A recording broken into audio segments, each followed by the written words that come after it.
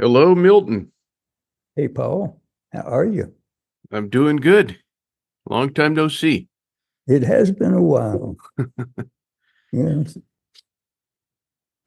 Well, thank you so much for coming on here. I appreciate it a lot. I'm happy to do it. We go back a long way. That's right. Hello, are you here? We do love it so when you're here, tuned in to the Paul Leslie Hour. This is episode number 1027, and we're welcoming back songwriter Milton L. Brown. Now, Milton wrote songs like Every Which Way But Loose and Cajun Invitation. His songs have been recorded by Jimmy Buffett, Kenny Rogers, Anne Murray, Ernest Tubb, Roy Rogers, and Blake Shelton. Milton joined the Paul Leslie Hour today to talk about his new book, Lyrics from Home, the stories behind the songs. And by the way, speaking of behind the scenes, did you know that you can be a helper of the Paul Leslie Hour? Simply visit www.thepaulleslie.com/support. And we thank you. So it's been years since Milton and Paul had an interview.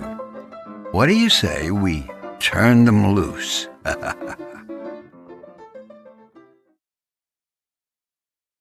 Well, ladies and gentlemen, our guest today deserves a proper introduction. Milton L. Brown has written some wonderful songs, and this is his second time on this show. Now, the first time we did an interview, it was audio only, broadcast over the radio, and we were at Bama Boy Productions in Mobile, Alabama. And Milton has this new book out.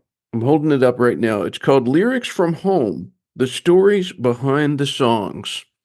And as somebody who loves the stories behind songs, I found this book such a great journey to experience all of these stories. Milton, thank you so much for coming on here. Oh, it's always good to see you. Appreciate you having me. Oh, it's my pleasure. Your book gives all the people out there who care to pick it up a lot of information about your life and also insight into a lot of these songs. Looking at your experiences, Milton, how would you describe your life? The music part of my life. Yeah, well, it started early when I went to the University of Alabama. As a freshman, there were some of the brothers that had formed a country music band. Now, up until that time, I wasn't necessarily a country music fan. And my mother had raised us on Broadway show tunes and classical music. So I went downtown in Tuscaloosa, bought a $10 guitar in a pawn shop, started playing with that band. And the first time I went home, back in those days, it was 78 RPM, big, individual records.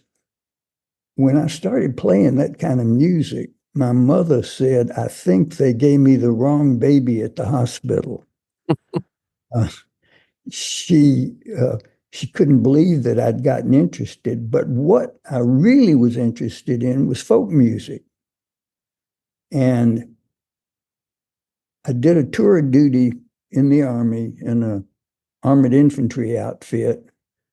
I was in Germany at the time Elvis made his tour. And I came home from Germany determined I was going to make some noise in the music industry. And I started playing folk music on the CBS affiliate once a week. Don Davis was the MC. He was married to Anita Carter. That was Maybelle and Asa's daughter, June Carter Cash's sister. Paul, I was so ignorant about it. I didn't realize I had Nashville royalty singing harmonies for me. Hmm. Anyway, that was the real beginning of the journey, because interested in folk music and country, I learned that Ernest Tubb and Loretta Lynn were going to do a duet project. And you got to believe in serendipity to believe this story. But what happened, I wrote a duet, and Don got it to Mr. Tubb. In the meantime, Margaret and I get married, have our honeymoon in Nashville. When I get home, the first phone call that she gets, she puts her hand over the receiver and she says, "This is for you. It's a woman who says she's Mrs. Ernest Tubb." She got on the phone and she said, "Milton, E.T. likes your song. He'd like to do it with Loretta if he can have the publishing." I was so new at the game. I said, "Sure." She said, "Are you ASCAP or BMI?" I didn't know. I said, "I'm not either." And she said, "Well, Ernest likes BMI." I said, "I'll call him." That's how I happened to join BMI and where I've been ever since. Now, here's the serendipity part. I'm working for my dad. I had to make a presentation in Nashville. When I get to Nashville, I called the Ernest Tubb record shop. I said, "Do you have any idea when Mr. Tubb is going to record?" "No."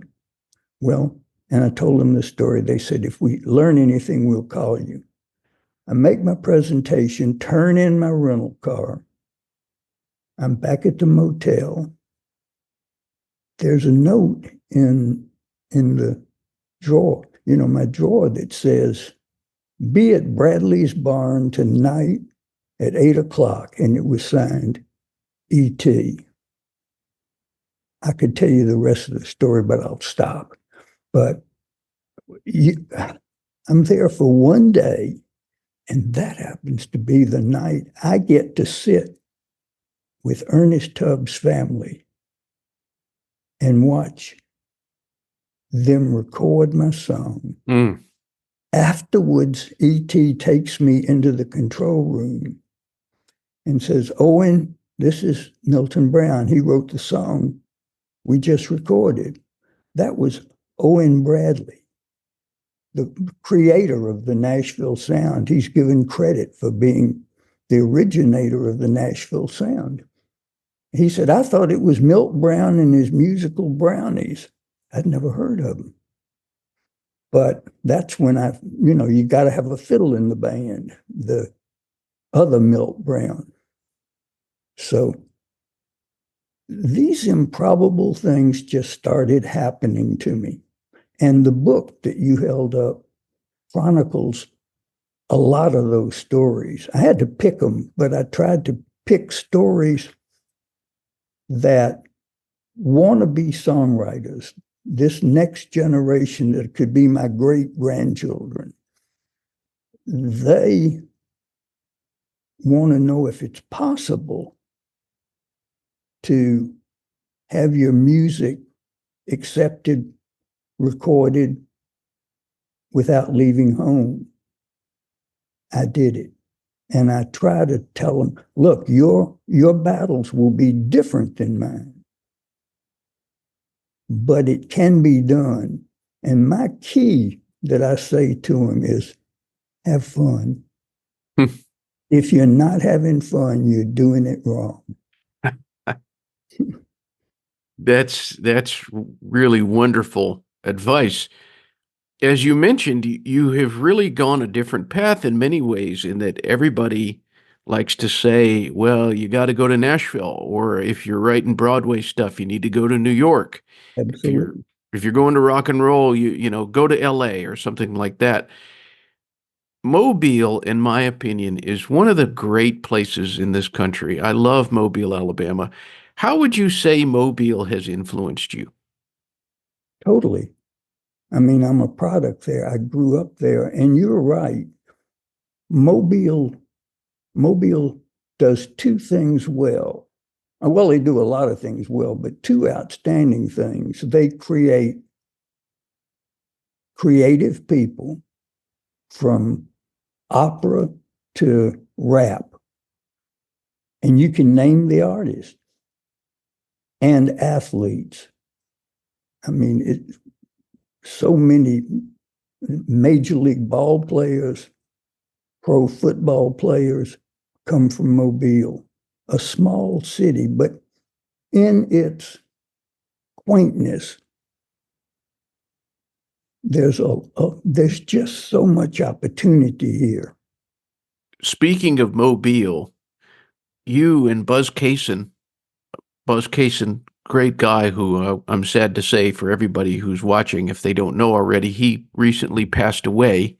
Mm-hmm. But the two of you were the first two co-writers that Jimmy Buffett ever had. What did you notice about being creative with Mr. Buffett? What was he like to write with? Well, before I say that, before I answer that question, I think it would be appropriate to say that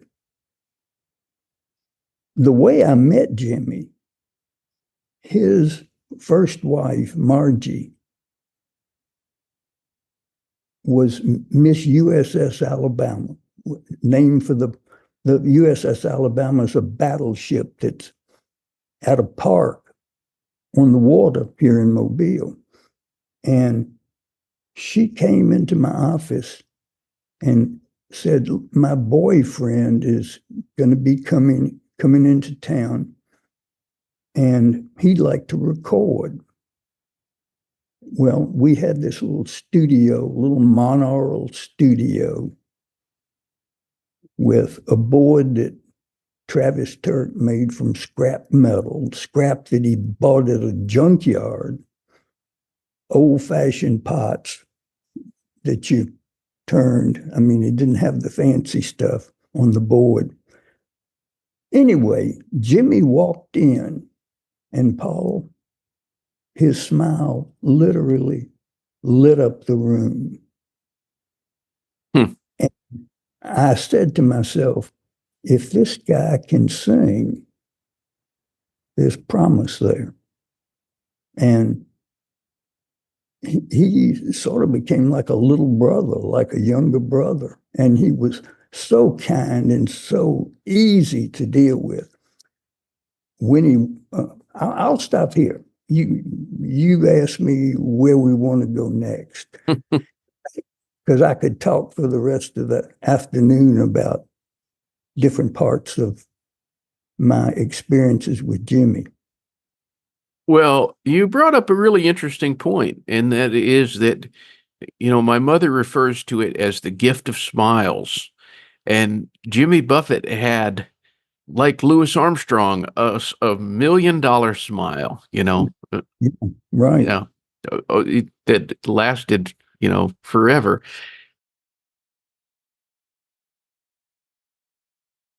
So can you recall, like, what was that experience like to sit down? Because, you all wrote The Christian, for example. What was it like just to be close with him and to be creative with him? Easy. I didn't write a lot with him after he moved to Nashville. As I would expect, he began to make new acquaintances, write with different people. But what I did do was produce his early stuff. And it was the material like before Margaritaville. No, he was doing different material. The Christian was like that. That was his idea. I helped with the lyrics on it. He had the melody ready, and he knew what he wanted to say. The key line in it was, could you really call yourself a Christian if charity cost half as much as beer.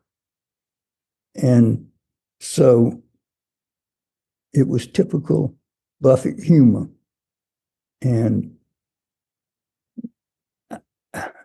this is hard to believe, but back in that day, I would set a demo date in Nashville when I had 10 songs ready to record.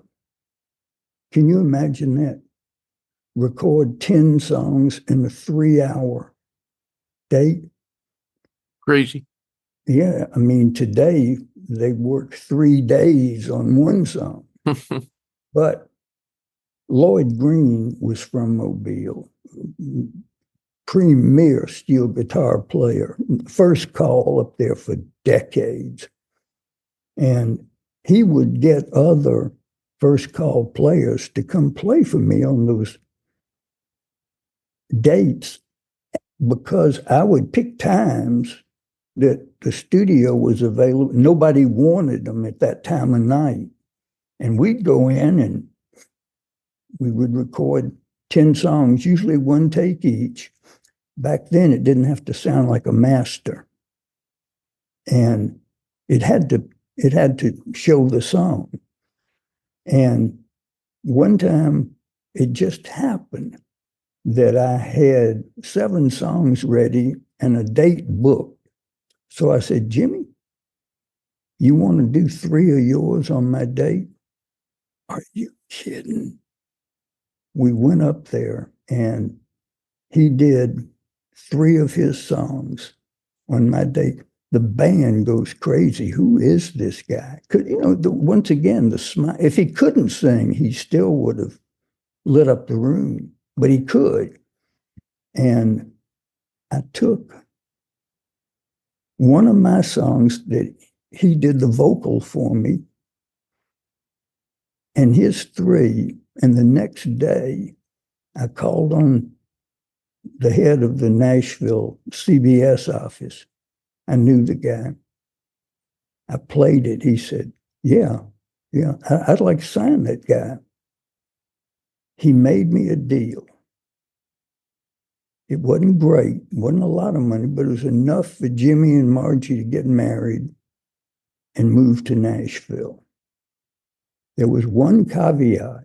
He said, my boss is in Denmark. I'll call him tonight. Come on in the morning. We'll put it together. The boss nixed the deal. He'd offer half as much money. I said, Jimmy can't come to Nashville for that amount of money. He said, well, that's it. Take it or leave it. I thought to myself, how in the world, what am I going to tell Jimmy? Because I had called him after CBS said they wanted him and told him the story. And he and his family and Margie's family all were excited. I was going to call him. I was thinking, what can I say to him?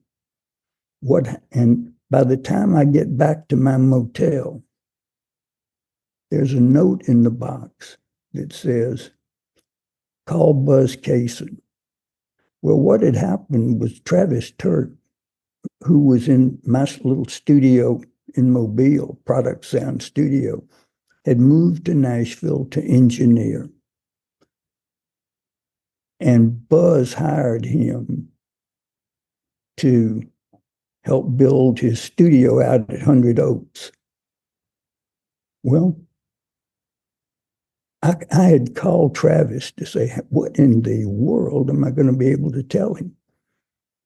Buzz and I met at a Lum's. Do you remember Lum's restaurants?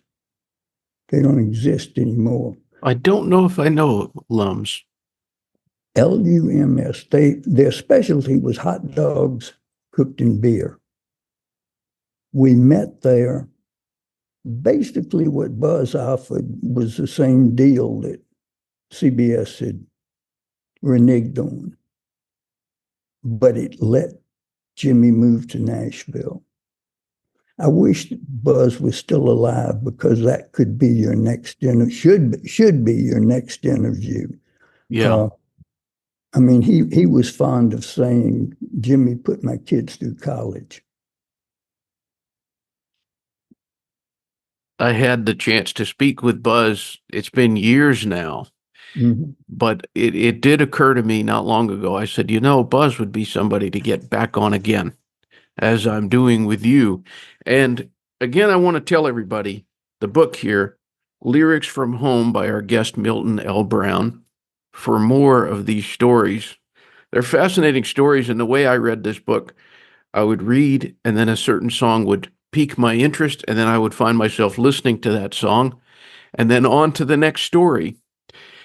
The last time I interviewed you, you said, when we were seated there at the Bama Boy Productions office, I said, "What's your favorite song of yours?" And you said, "Oh, I can't answer that. You put me on the spot." If you think about it, could you pick one that is especially special to you? Well, that's the dog lapping water is the noise you're hearing right now. It's interfering with the quality of the sound. Anyway, he just finished. I couldn't pick one, but I could pick two or three. Okay. The first one was when I had signed to write with Snuff Garrett out on the West Coast. He called me up one afternoon and he said, "I got a title for you, Hoppy Jean and Me." He said, "Now, the me has got to be Roy Rogers. So you'd be writing this for Roy Rogers." Oh, my gracious. That was my childhood hero. That was in the days when Saturday at the movie, every Saturday was a double feature, and one of those is going to be a cowboy movie. So I grew up loving the good guys, the singing cowboy, Roy Rogers. I told him, "I'm already on it." And he said, "Good, because I told Roy it's already been written. I've got an appointment to meet him on Tuesday, and I want to take the song with me." That was on the weekend. That song had to be finished, demoed, and ready to take between Sunday and Tuesday. Well, I wrote the lyric. The composer I worked with so much of my career, Steve Dorff, member of the Hall of Fame. I sent it to Steve. The melody came easy for me. Snuff took it to Apple Valley. Roy loved it. The next weekend, they met with the label. The whole thing happened in a matter of weeks. It came out. It was a very successful record. And here's the best part. My wife, Margaret, is as much a cowboy fan as I was when her girl buddies were watching I Love Lucy or that kind of thing. She was watching Cowboys. So she and I both got to meet and have our picture taken with Roy at Snuff's Bel Air home where he hosted this party. So that would have been one great song that it stands out. I'd have to say Every Which Way But Loose, because that was a career-changing song. When they told me that Eddie Rabbitt was going to record, I'd never heard of Eddie Rabbitt. I thought, so many people they would have gotten. This guy, he's from New Jersey. Is he going to do a country? I shouldn't have worried because, as you know, That song held a record for decades. It entered the charts, Billboard's country music chart, 18 bullet. By the way, I found out that's not a good thing because it goes too fast and it doesn't stay on the charts as long when you start at 18. Anyway, that song has been an evergreen. It still gets played. And right before COVID, Steve called me to say, guess who's going to cut Every Which Way But Loose? I don't know. You know who it was? You're referring to Blake Shelton? Amen. You knew that. Yes. Yeah. And he was going to take it on the tour, on his tour, but COVID interfered. I've still got hopes that his version, I loved his version. If you haven't heard his version, it's easy to stream it. Yeah, I've heard it. Yeah. How'd you like it? Oh, I thought he did it very well. Yeah. Yeah. He made me feel kind of old because he said this is something I grew up listening to. So, but that's the way it is.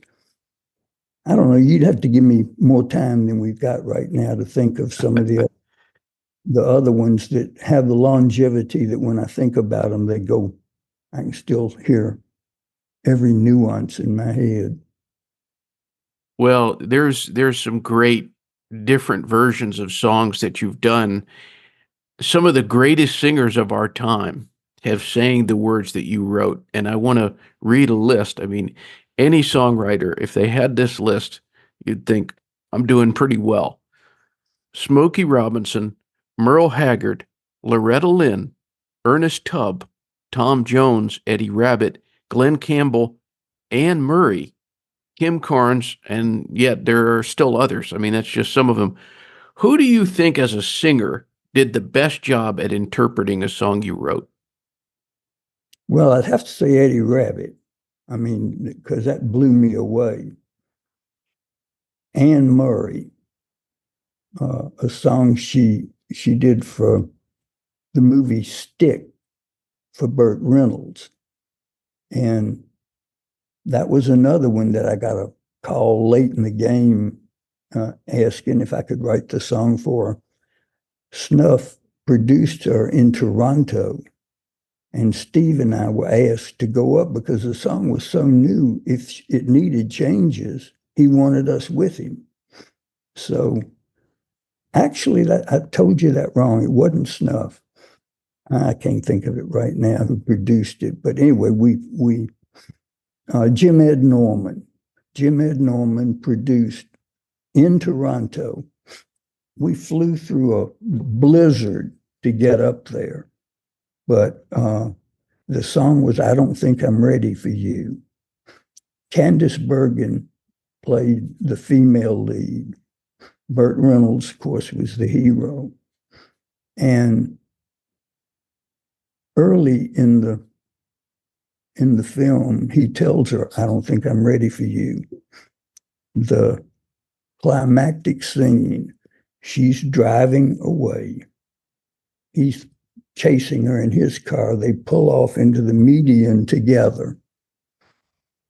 She says, I don't think I'm ready for you. Kiss, fade to black, credit rolls. Anne Murray sings, I don't think I'm ready for you. And she did it so well that that's one that I just don't forget. Well, when you have these kind of artists recording your work, that just doesn't typically happen by accident. What do you attribute your success? Well, that you don't have long enough for me to tell you the whole thing, but when I knew that I wasn't going to be able to leave Mobile, there wasn't a publishing company in Mobile. And so I put together 5 demos and I sent them to Lowry Music in Atlanta. That was the closest place that I did my research and saw that they were getting things cut. They had artists signed to their company. I sent 5 songs. I get a call from Cotton Carrier. Did you ever know Cotton? No. He was a very successful radio voice in his time and had gone to work for Bill Lowry at Lowry Music. And he said, I like your lyrics. We've just signed a young guy that's still at the University of Georgia, but I think you two could write together. That was Steve Dorff. And we've written together ever since then. He's like my little brother. That's how that happened. Great guy, Steve Dorff. Oh, yeah. Yeah. Well, you know, songwriters, they all seem to have these stories as I've been collecting them over the years. So many of them have this like, well, what ended up happening with that? Nothing. I've heard that so many times. Or like, it was recorded and I've never heard it to this day, which I think is one of the most heartbreaking things. How have you dealt with disappointment? I told myself early on, you're up against odds that people that move to Nashville and are part of the scene, if you're going to write country music, you're just going to have to get used to disappointment. And like I mentioned to you earlier, I told myself, if you're not having fun, don't do this. So I learned to take disappointment by shrugging it off and saying, okay, I'll get the next one. So I had plenty of shrugging off to do. I'll tell you that. Everything didn't happen like some of the songs that we've been talking about. Well, I don't want you to spoil the story, but there's a really good story here in Lyrics from Home about Merv Griffin. And without spoiling the story, I guess it's a kind of a quick question. Did you regret telling Merv Griffin that the melody he wrote didn't need lyrics? Well, I mean, if I had written a lyric for it, it would, yes. But I told him the truth, and I'm glad I did. And I was proved right without spoiling the story. Yeah. There you go. Good advice. Well, I want everybody out there, check out Lyrics from Home if you like songs like I do. And one of the things I liked most about this book was getting the opportunity to discover some songs that I didn't know that you wrote. In closing, what is the best thing about going through life as Milton L. Brown? Well, the best thing would be finding Margaret, getting married, being father to young Margaret, who's quite a filmmaker, and Sam, who's a game builder. I told them both, find something that you love to do. They took my advice. I mean, as I think I put this in the book because I say it to people all the time.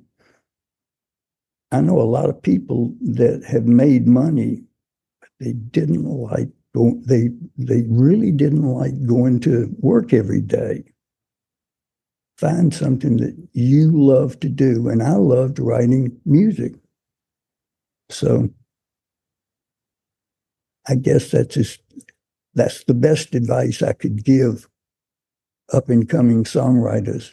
Develop your craft, but have fun. That's a great message. And I say one other thing. Sure. The book that you held up, it's available at Amazon. You got it upside down. Oh, here's the book, folks. Yes, Yeah. you can get that at Amazon.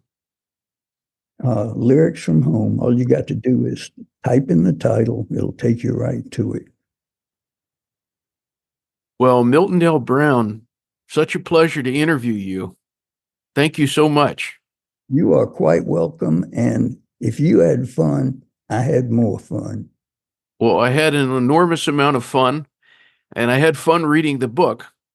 So I'll have to take your word for it. Thank you, Paul. All right, sir. Until next time, please stay in touch. Bye now. All right. Bye-bye. We thank you and appreciate you dropping in for the Paul Leslie Hour today.